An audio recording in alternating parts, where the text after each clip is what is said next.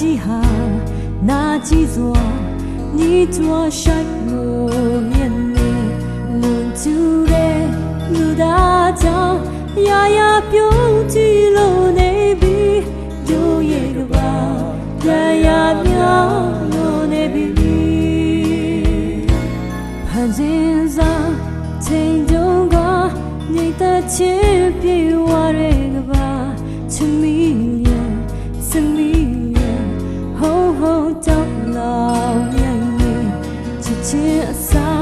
ဒီမုံတရားနိုင်လို့မင်းချက်ပြူလိုက်တော့တို့ရဲ့ကပါငြိမ်သက်ချင်းပြင်းနေပြီဟိုနေရာကရှိုက်တဲ့ဒီနာလေးကပြီးတော့နာဝမှာကြာရတော့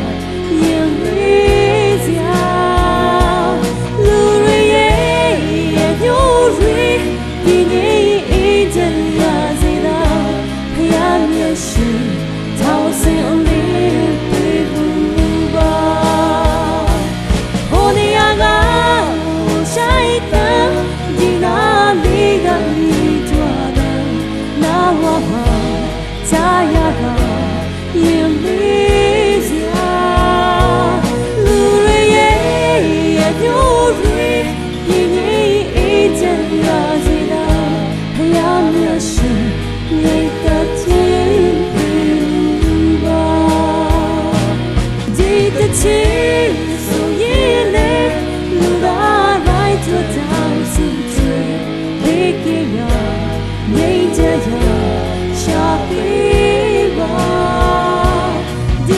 to